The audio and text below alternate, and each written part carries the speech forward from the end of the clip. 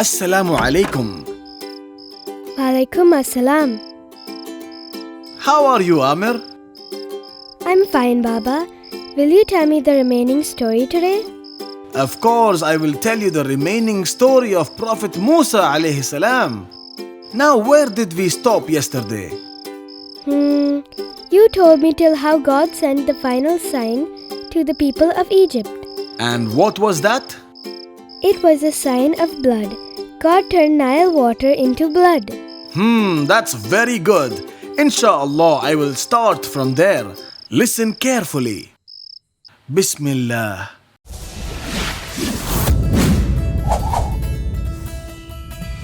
The story of Exodus.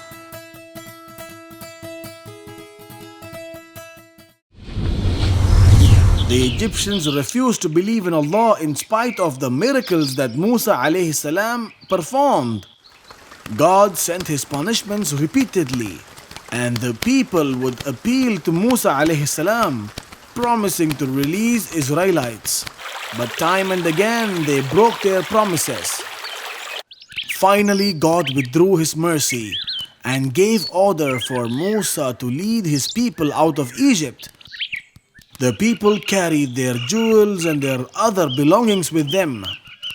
This mass migration was later known as Exodus. In the darkness of the night, the Prophet led his people towards the Red Sea. By now, Pharaoh realized that the Israelites had left the city. He got really angry and he assembled an army to follow and capture the Israelites. By early morning, the Israelites had reached the Red Sea. When the Prophet looked back, he could see the army getting closer and closer. He realized that they were soon going to get trapped.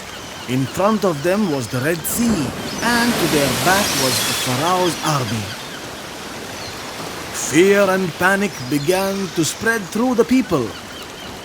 Musa alayhi salam walked towards the edge of the Red Sea and looked out at the horizon.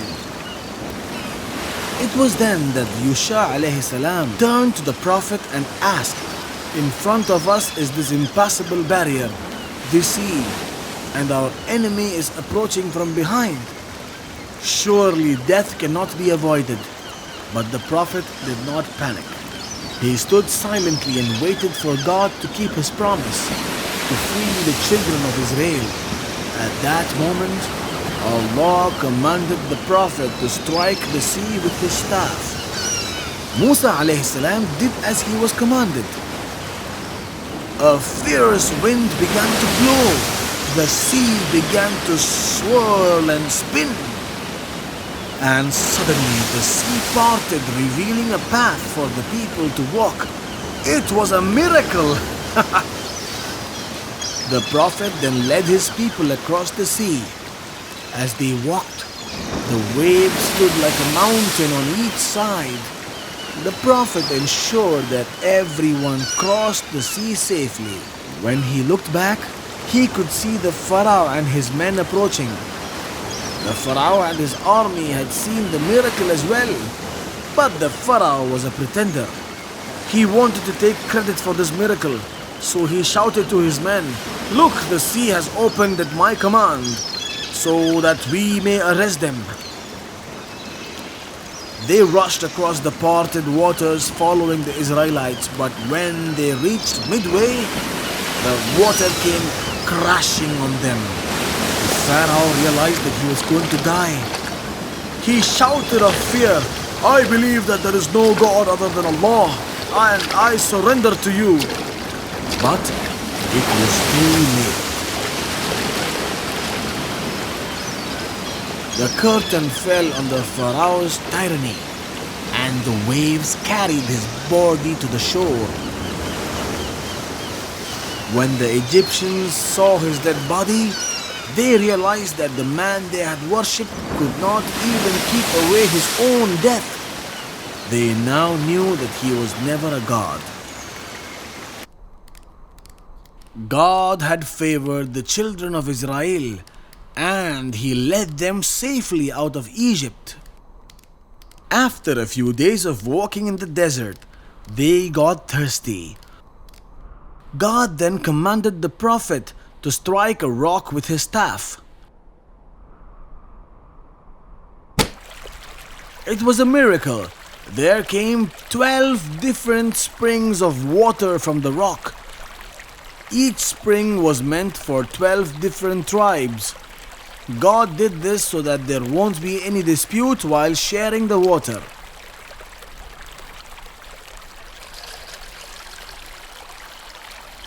God also sent clouds to protect them from the scorching sun. And when they were hungry, He sent a special delicious food called manna.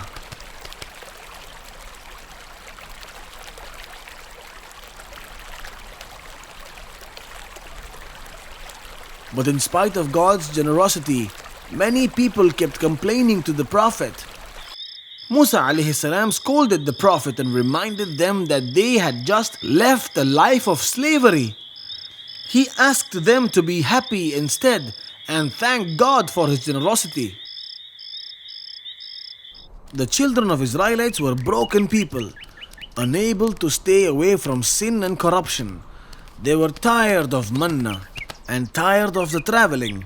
They wondered if there really was a place called Canaan after all. The people kept traveling through the desert for days and days. They were walking with no destination, day and night, morning and evening. Eventually, they entered the Sinai. The Prophet realized that this was the place where he had spoken to God before his journey to Egypt. Musa alayhi salam decided to climb the mountain, so he called his brother and asked him to take charge of the people while he was gone. But before climbing the mountain, God ordered the Prophet to fast for 30 days. On the 30th day, God then asked the Prophet to fast for 10 more days. After the fast was completed, Musa alayhi salam was ready to speak to the Lord once again. He then started climbing the mountain. The climb was long and difficult. Once he reached the top, God gave him 2 tablets.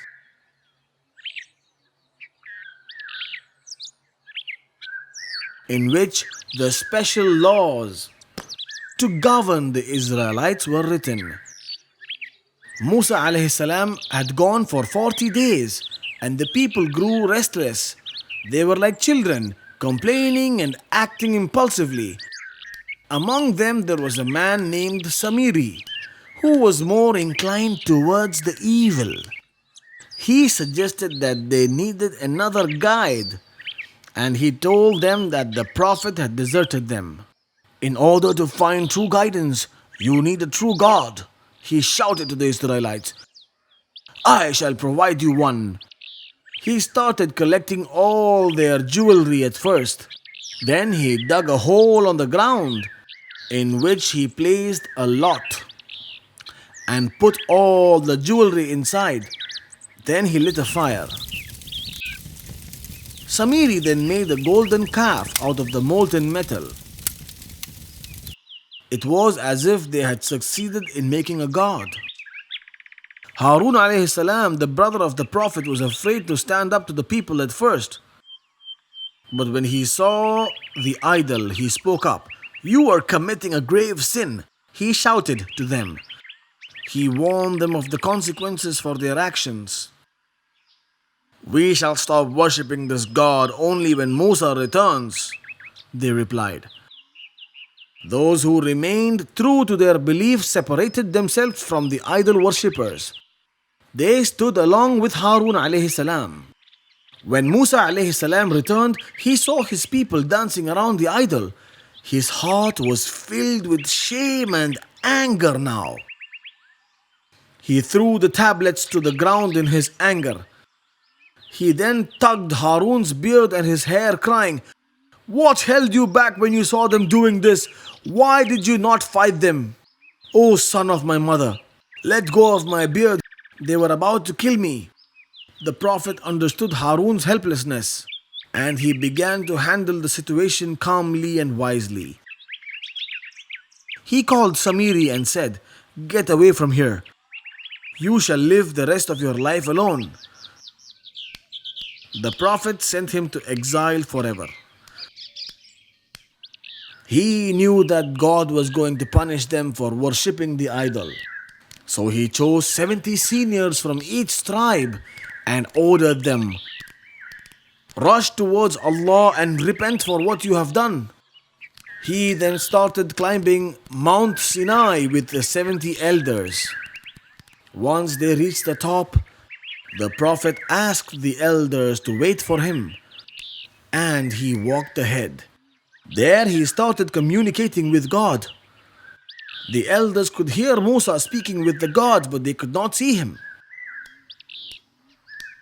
The Prophet returned after some time, and the elders told him, "O Musa, we shall never believe in you until we see Allah ourselves." Their stubborn demand was rewarded with punishing thunderbolts and an earthquake that killed all of them instantly.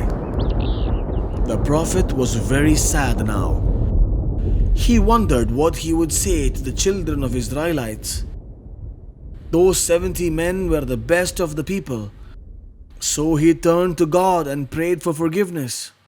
Allah heard his prayers and he raised the dead people back to life.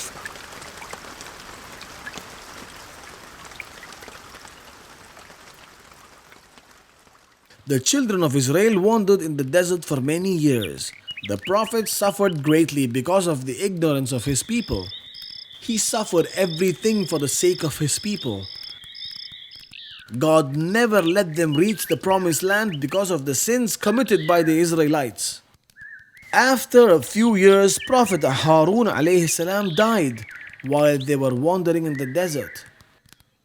When the time of death for Musa alayhi salam arrived, the angel of death was sent to the Prophet. When the angel came to the Prophet, he slapped him on the eye. The angel returned to Lord and said, "You had sent me to a slave who didn't want to die." Then Allah said, "Return to him now. When you meet him, ask him to put his hand on the back of an ox. Tell him that for every hair that comes under his arm, he will be granted 1 year of life." The angel returned to the Prophet and gave him Allah's message. "What will happen after that?" "Death," said the angel. "Then let it come now," replied the Prophet. The Prophet then requested Allah to let him die close to the Holy Land so that he could at least see it from a distance. Allah granted his request and he died shortly after. Prophet Musa alayhi salam, the one to whom Allah spoke directly, met his death with a contented soul and a faithful heart. MashaAllah, that was such an amazing story. The story of Prophet Musa alayhi salam was really inspiring, wasn't it? Yes, it was, Baba. Now shall I start asking you a few questions? Why did the Prophet leave Egypt along with the Israelites? The Egyptians never heeded the Prophet's request to free the Israelites, in spite of the miracles he performed. That's why he had to leave Egypt. How did the Pharaoh die? God parted the Red Sea for the Prophet and the Israelites. But when the Pharaoh entered the river, the water came crashing down on him. Very good, my son. Now tell me what was written on the tablets that God gave the Prophet. God gave him 2 tablets in which the special laws to govern the Israelites were written. MashaAllah, that was the right answer. That's all for today, my son. I will tell you another story tomorrow. Good night, my son. Good night, Baba.